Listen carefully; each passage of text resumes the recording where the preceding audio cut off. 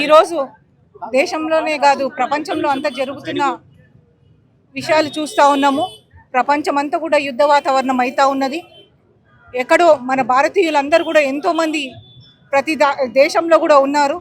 వాళ్ళని ప్రొటెక్ట్ చేసుకునే పరిస్థితుల్లో కూడా ఈరోజు మన ప్రభుత్వం లేదు. గట్టిగా మాట్లాడే దాంట్లో మన భారతదేశ ప్రభుత్వం లేదంటే దానికి మోడీ కాంప్రమైజ్ ఒక్కటే దీనికి మెయిన్ రీజన్ అని మనం అర్థమవుతుంది. ఈరోజు కాంగ్రెస్ తరఫున ఈ నిరసన యుఎస్ డీల్ లాంటి దాంట్లో కూడా మోడీ ఎట్లయితే సరెండర్ అయ్యి ట్రంప్ తోటి డీల్ చేసుకున్నాడో అదే విత్తనం పడి మనమంతా వీక్ అవ్వడానికి కూడా రాబోయే రోజుల్లో కూడా కారణం అవుతుందని తెలియజేయడానికి, ప్రజల్లో ఒక అవగాహన తెలవడానికి రాహుల్ గాంధీ గారు పార్లమెంట్లో ఏది మాట్లాడినా కానీ వాళ్ళ సంఖ్యాబలం ఉంది దాన్ని కొట్టిబలేస్తున్నారు. కానీ ప్రజలు గమనిస్తూ ఉన్నారు. ఆ రోజు రాహుల్ గాంధీ చెప్పిన ప్రతి ఒక్క మాట మళ్ళీ సత్యం అవుతుందని ఈరోజు యుఎస్ డీల్లో క్లియర్గా చెప్పారు. మోడీ సరెండర్ అయ్యాడని. సరెండర్ అయ్యింది కాబట్టి ఈరోజు మన భారతీయులను రక్షించుకునే పరిస్థితి కూడా, వాళ్ళ ప్రొటెక్షన్ల గురించి గట్టిగా మాట్లాడే పరిస్థితుల్లో కూడా మనం లేము. అంతర్జాతీయ స్థాయిలో అంత దిగజారుతున్నాం కాబట్టి ఇవన్నీ కూడా ప్రజలకు తెలవాలని కాంగ్రెస్ తరఫున ఈరోజు ఖైరతాబాద్ DCC సెల్ వాళ్ళ ఆధ్వర్యంలో ఈరోజు యుఎస్ ట్రేడ్ డీల్ క్యాన్సిల్ చేయాలని, మనం భారతీయులం ఒక గట్టిగా మాట మీద మన ఓన్ డిసిషన్స్ మనం తీసుకునే పరిస్థితికి రావాలని రాహుల్ గాంధీ గారు ఏదైతే చెప్పారో దానికి నిరసనగా ఈరోజు ఆ యుఎస్ డీల్ కి నిరసనగా ఈ రోజు మేము అంతర్జాతీయ స్థాయిలో మోడీ వల్లే భారతదేశం ఖ్యాతి పెరుగుతుందని చెప్పేసి బీజేపీ నాయకులు మాట్లాడుతున్నారు. ఎంత ఖ్యాతి పెరుగుతుందంటే యుద్ధం జరుగుతుంటే మన వాళ్ళ గురించి మనం రెండు మాటలు మాట్లాడుకునే పరిస్థితి కూడా ఈ రోజు లేదని వాళ్ళు గమనించాలా, చూడాలా, అర్థం చేసుకోవాలా. సంఖ్యాబలం ఉందని వాళ్ళు ఆ పార్లమెంట్ లో నడుపుతున్న అన్ని నిజాలు కావు. ప్రజా క్షేత్రంలో మన ప్రజలు పడుతున్న కష్టాలు తెలుసుకోవాలని, అంతర్జాతీయ ఖ్యాతి కాదుగా కనీసం మాట్లాడే మనకి ప్లాట్ఫామ్ కూడా లేకుండా పోతుందని ప్రజలు గమనిస్తున్నారు. అది గొంతుగా కాంగ్రెస్ పార్టీ అయ్యి ఈరోజు బయటకు వచ్చింది. ఈరోజు DCC రోహిత్ ఆధ్వర్యంలో ఇక్కడ మేమందరం కూడా ధర్నా చేస్తున్నాం.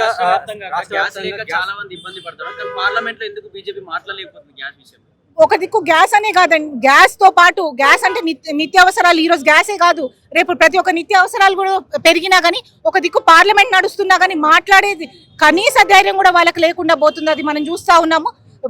పోను ఇంకా కూడా మనం నోరు నొక్కేసే పరిస్థితి. అసలు భారతదేశం అంటేనే ఒక శక్తివంతమైన దేశం నుంచి మాకు చేతుల్లో ఏం లేదని మోడీ ఎప్పుడైతే సరెండర్ అయిపోయిందో, మొత్తం ఆయన ఒక్కడే కాదు మన భారతదేశం ప్రతి ఒక్క పౌరుడిని కూడా సరెండర్ చేస్తున్న విషయం ప్రజల్లోకి తెలియాలని గట్టిగా అడుగుతా ఉన్నారు. మేము ఒకటే తెలియజేస్తున్నాము, మోడీ ఒక్కడే కాదు, బీజేపీ ఒకటే కాదు, కాంగ్రెస్ పార్టీ బ్రిటిషర్స్ పాలించినప్పుడు కూడా ధైర్యంగా గట్టిగా నిలబడి కొట్లాడింది.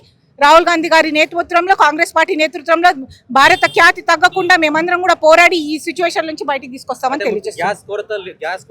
గ్యాస్ కొరత లేదు, కావాలనే కాంగ్రెస్ వాళ్ళు ఇదంతా రాదంతం చేస్తున్నారని బీజేపీ వాళ్ళు మాట్లాడుతున్నారు. ఇక ప్రజలకు తెలుసు ఎవరు ఏ రాదంతం చేస్తున్నారు. 100% ప్రజలు గమనిస్తా ఉన్నారు.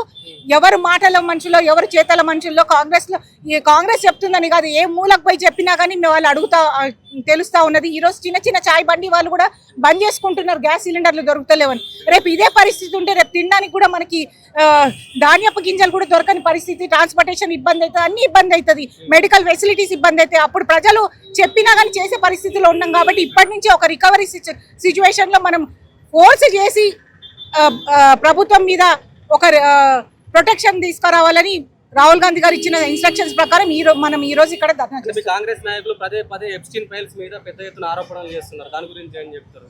ఎప్స్టీన్ ఫైల్సే కదా మూరకన్నం. ఎప్స్టీన్ ఫైల్స్ ని అడ్డం పెట్టుకొని, అదాని అంబానీ కేసులను అడ్డం పెట్టుకునే కదా మోడీని స్టంప్ ఆడిస్తా ఉన్నాడు. వాళ్ళు సరెండర్ అవుతున్నారు. అవన్నీ బయట చెప్తుంటే వాళ్ళకి నొప్పులు తెరుస్తా ఉన్నాయి. ప్రజలు పిచ్చోళ్ళు గారు, భారత ప్రజలు చాలా అవగాహన గలవారు.